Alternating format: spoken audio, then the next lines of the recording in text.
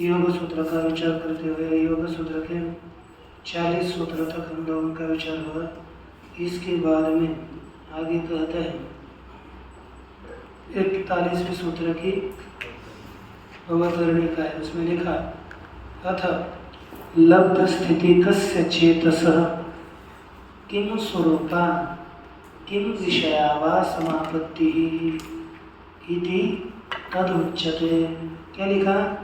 अथ लब्ध स्थिति कस्य चेतसः, कैसा चित्त? लब्ध स्थिति वाले चित्त की, है ना, किस स्वरूप वाली अथवा किस विषय वाली समापत्ति है? लब्ध स्थिति वाले चित्त की किस रूप वाली और किस विषय वाली समापत्ति है, यह प्रश्न किया। जो चित्त स्थिरता को प्राप्त हुआ है उसकी किस रूप वाली तदा समापत्ति अर्थात तदाकारिता, किस रूप वाली और किस विषय वाली तदाकारिता है। विषयाकारिता किस रूप वाली और किस विषय वाली है, यह प्रश्न किया। तो उत्तर दिया क्षीण वृत्तेरभिजातस्यैव मनेर ग्रहीतृ ग्रहणग्राह्येषु क्षीण वृत्तेरभिजातस्यैव मनेर ग्रहीतृ ग्रहणग्राह्येषु तत्स्थ तदंजनता समापत्तिः तत्स्थ तदंजनता समापत्तिः। देखिए क्षीण वृत्तेरभिजातस्यैव,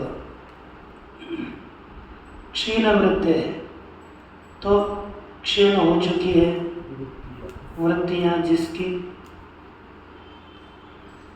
ऐसे चित्त की अभिजातस्य मनेः ग्रहीतृ ग्रहणग्राह्येषु ततस्थ तदंजनता समापत्ति का दृष्टांत है मणि। अभिजातस्य मनेः, अभिजात जो अभिजात मणि की तरह, जैसे श्रेष्ठ मणि है, कोई स्फटिक मणि है। स्फटिक मणि को जिस पदार्थ में रखेंगे तो स्फटिक मणि में उस पदार्थ का ही, पदार्थ के ही स्वरूप का भान होता है। वही पदार्थ ही स्फटिक मणि में भासता है।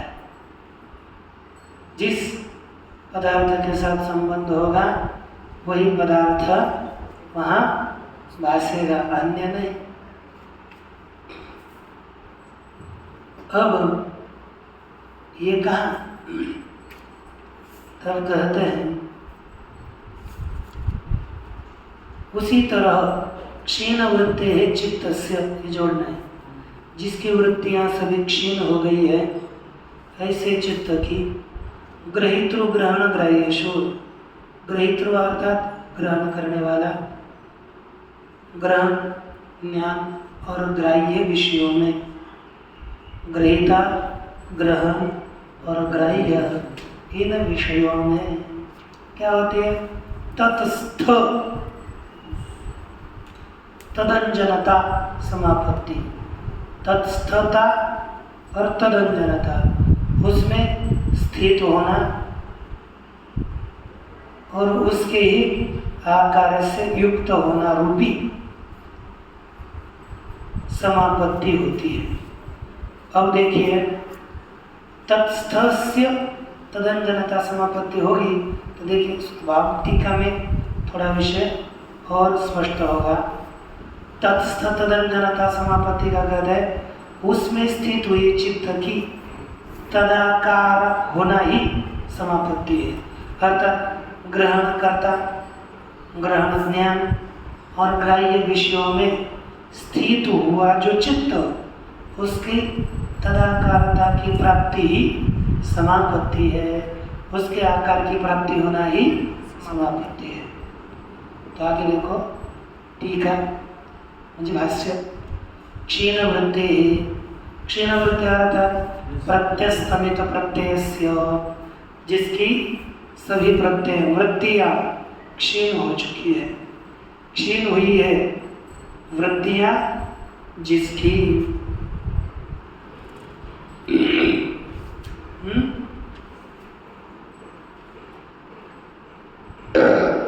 क्षीण हो चुकी है वृत्तियां जिसकी, अर्थात उसको लब्ध स्थिति, जो स्थिरता को प्राप्त हुआ है।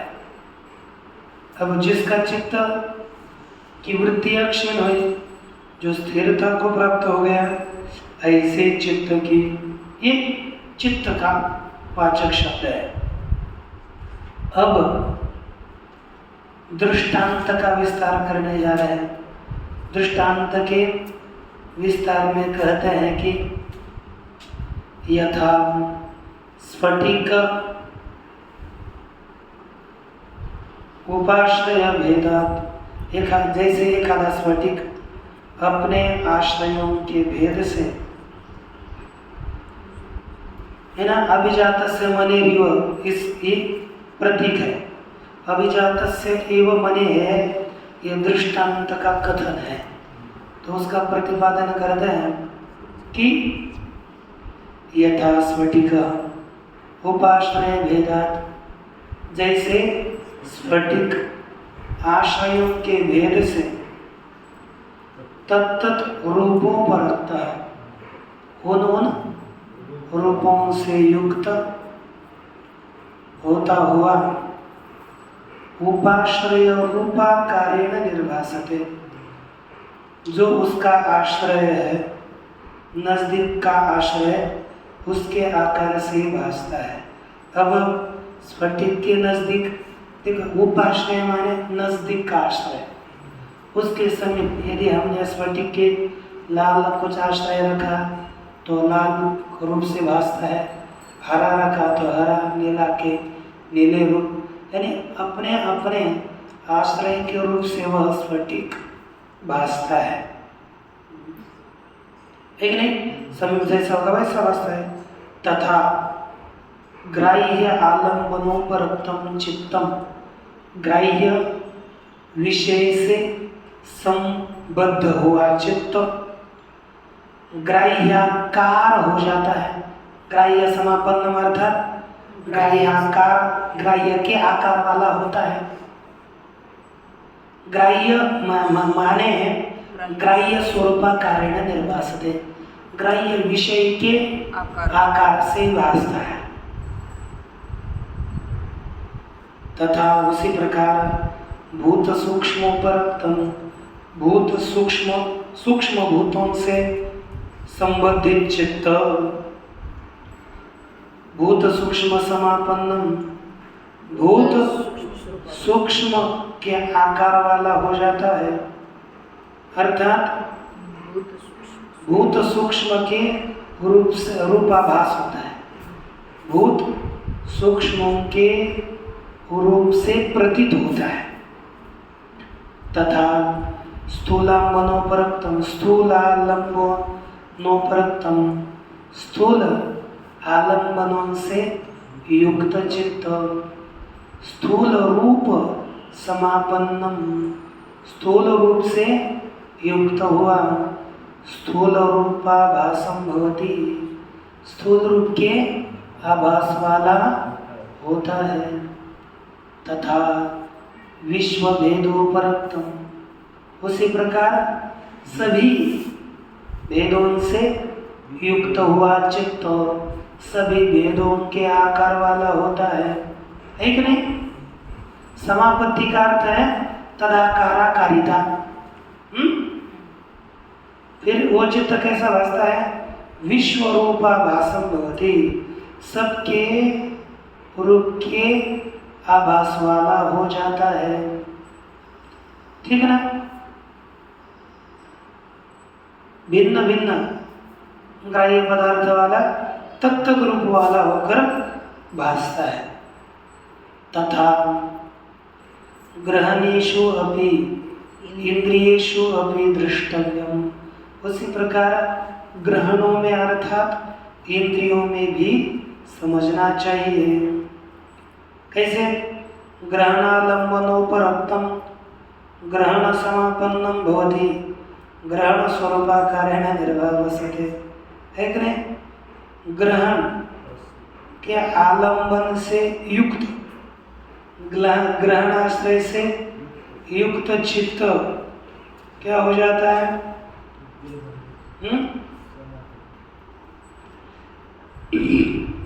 ग्रहण इंद्रियों की शक्तियों को ही ग्रहण करते हैं। तो ग्रहण आलंबन से युक्त चित्त ग्रहलांबान आकार के आकार वाला होता है और ग्रहण स्वरूप के आकार से भाषित होता है। तथा ग्रहीतृ पुरुषालंबनोपरक्तम, ग्रहीता जो पुरुष उसके आलंबन से युक्त चित्त ग्रहीतृ पुरुषाकार से युक्त होता है और ग्रहीतृ पुरुष स्वरूपाकार से ही भासता है। तथा मुक्त पुरुष आलंबन से युक्त, कभी है ना, मुक्त पुरुष रूपी आलंबन से युक्त चित्त मुक्त पुरुषाकार होता है ना? मुक्त पुरुष कार होगा ना, ग्रहीतृ पुरुषा मुक्त पुरुषालंबनोपरक्तम, मुक्त पुरुष समापन अर्थात मुक्त पुरुष के आकार का होता है और मुक्त पुरुष स्वरूपाकारेण भासते, मुक्त पुरुष के स्वरूप के आकार से ही भाषित होता है। तद एवं वह इस प्रकार अभिजात मणिकल्प से चेतस श्रेष्ठ मणि के समान, निर्मल मणि के समान जो चित्त है, उस चित्त का ग्रहीतृ ग्रहण और ग्राह्य पदार्थों में पुरुष इंद्रिय भूतेषु, किसमें? ग्रहीता हो गया पुरुष, ग्रहण हो गया इंद्रिय और ग्राह्य हो गया भूत, इनमें या तत्स्थ तदंजनता, जो तत्स्थ उनमें स्थित होना और तदंजनता है वही समापत्ति है। तत्स्थ तदंजनता माने तेषु पुरुष इंद्रिय भूतेषु, तत्पद का अर्थ है उनमें, पुरुष इंद्रिय और भूतों में स्थितस्य, स्थित हुए चित्त की तदाकारापत्ति, उस विषयों के आकार की प्राप्ति, उस विषयों में पुरुष इंद्रिय और भूतों में स्थित हुए चित्त की उन पुरुष इंद्रिय भूताकार की प्राप्ति सा समापत्ति उच्यते, वह समापत्ति है ऐसा कहा जाता है।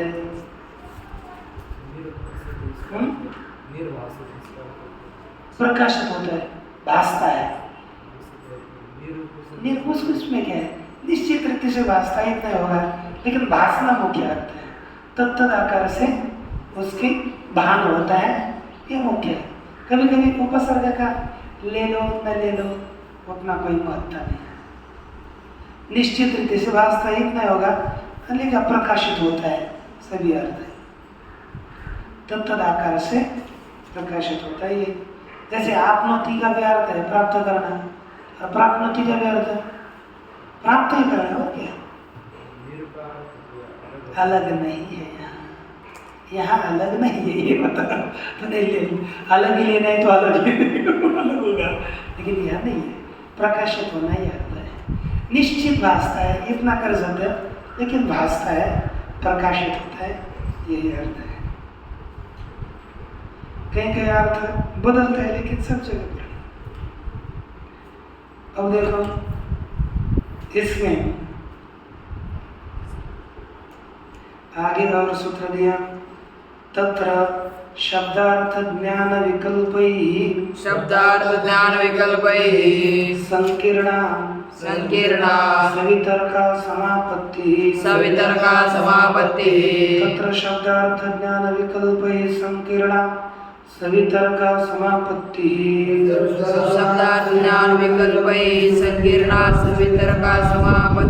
तत्र अर्थात उन समापत्तियों में ऊपर दिया है अवतरने का। अच्छा नहीं हमारे में सूत्र में दिया है, सब जगह पर सूत्र में, अरे सभी पुस्तकों में सूत्र में ही दिया है। वह होगा आपके पुस्तक में कुछ कह दोगे? सूत्र में है। तत्र का अर्थ है उन समापत्तियों में।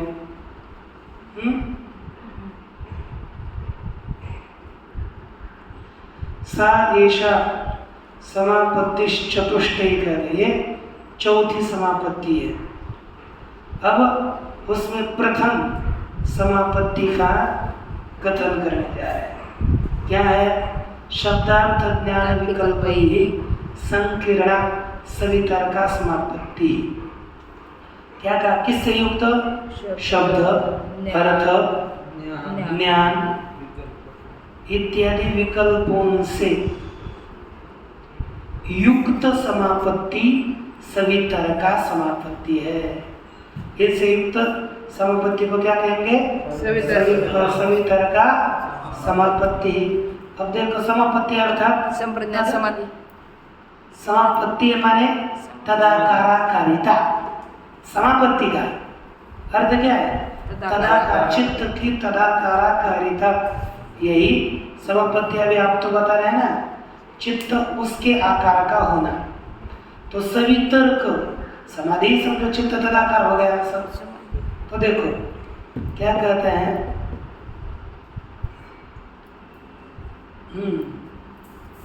तद यथा। अब शब्द लिख रहे, बता रहे शब्द कौन हो गया?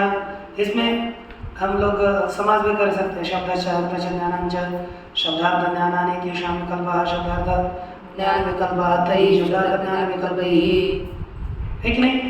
संकीर्णा युक्ता इन शब्द विकल्प, ज्ञान विकल्प, अर्थ विकल्प इनसे युक्त समापत्ति सवितर्का समापत्ति है। इसमें सवितर्का और निर्वितर्का समापत्ति का कथन करेंगे। समाधि तो हो गई पीछे, समापत्ति तदाकारिता है ना।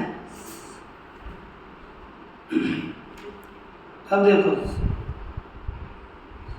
तद यथा गौ इति शब्दो गौरिति अर्थो गौरिति ज्ञानम इति अविभागेन विभक्तानां अभिग्रहणं दृष्टम।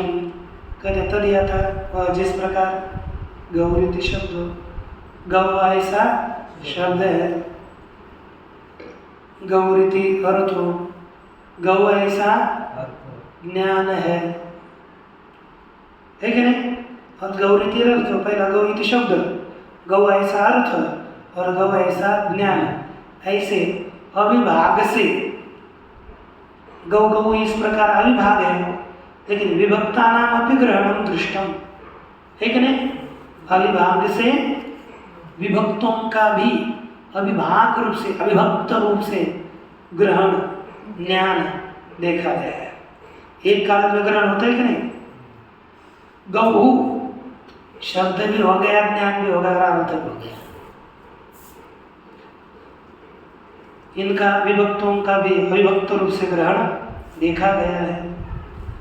विभज्यमानाश्चान्ये शब्द धर्म अन्य अर्थ धर्म। विभज्यमाना अर्थात विभाग को प्राप्त होने वाले, अन्य शब्द धर्म दूसरे शब्द के धर्म है, अन्य अर्थ धर्म दूसरे अर्थ के धर्म है।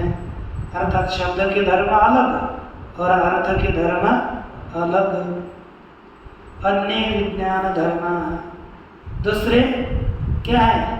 ज्ञान के धर्म है। इति एतेषां विभक्तः पंथा। इति इत्यादि ऐसे इनका यह विभक्त अलग मार्ग है। शब्द धर्म अलग, अर्थ धर्म अलग और अर्थ धर्म विज्ञान धर्म अलग है। इनके विभक्त मार्ग हो गए, अलग अलग है कि नहीं? धर्म तत्र समापन्न से योगिनो, उसमें समापन्न अर्थात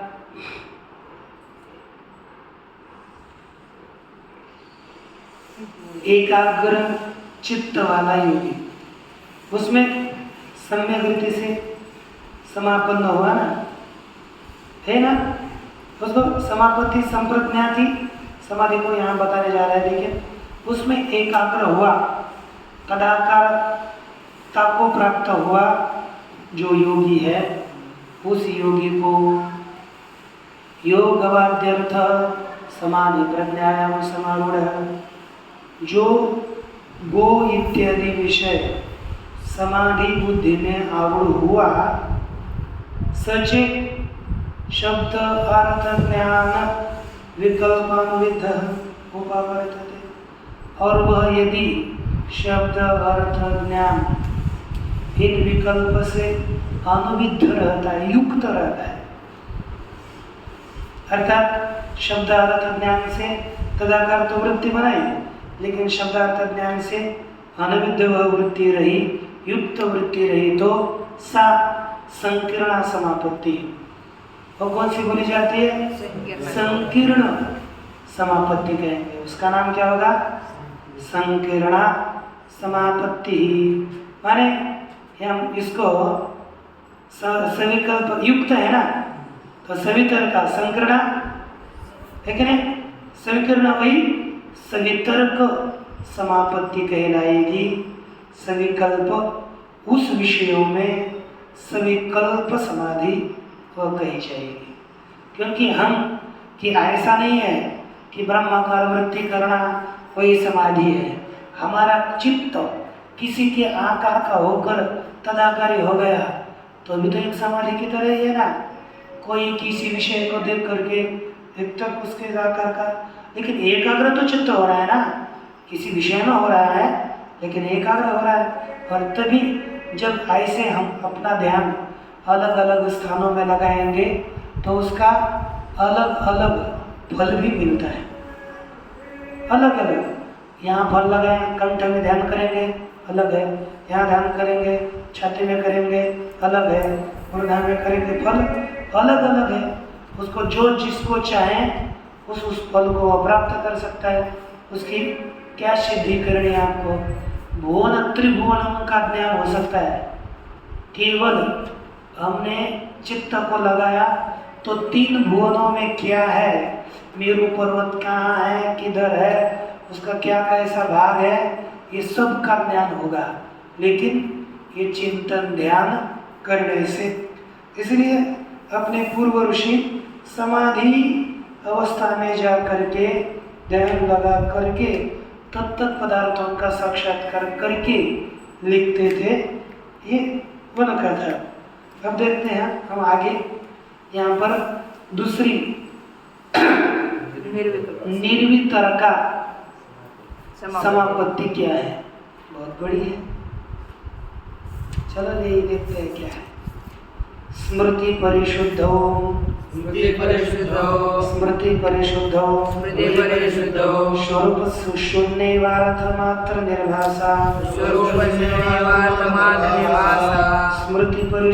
स्वरूप शून्यवार्थ मात्र निर्भासा स्मृति परिशुद्धो स्वरूप शून्यवार्थ मात्र निर्भासा निर्वितर्का श्रुति स्मृति परिशुद्धो स्वरूप शून्यवार्थ मात्र निर्भासा स्मृति परिशुद्धो स्वरूप शून्यवार्थ मात्र निर्भासा निर्वितर्का।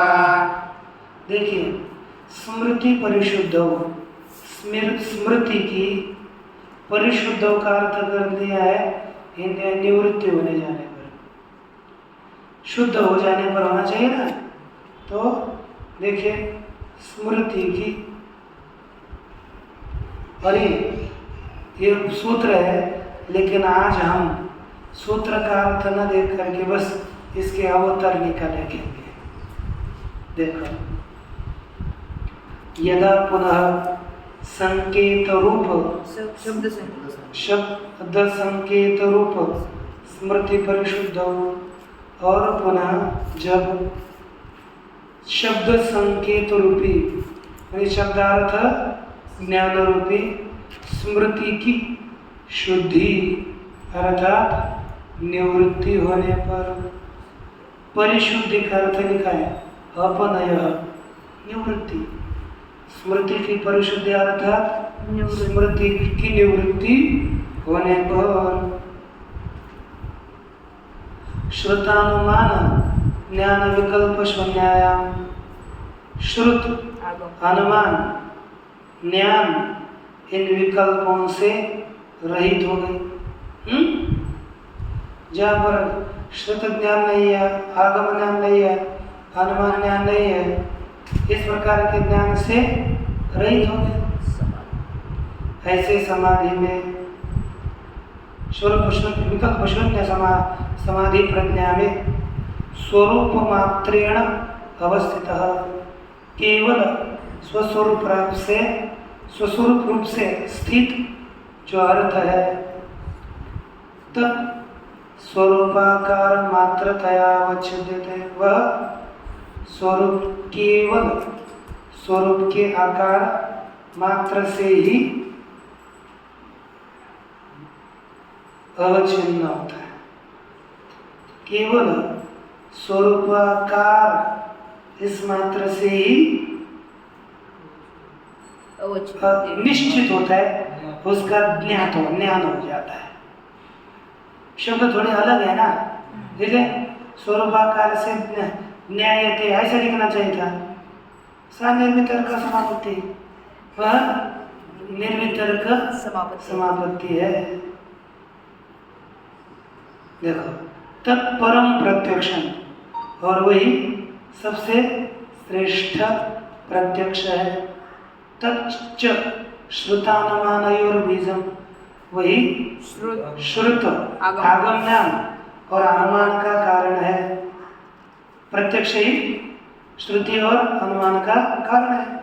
ततः श्रुतानुमाने भवतः, उस प्रत्यक्ष से ही क्या होता है?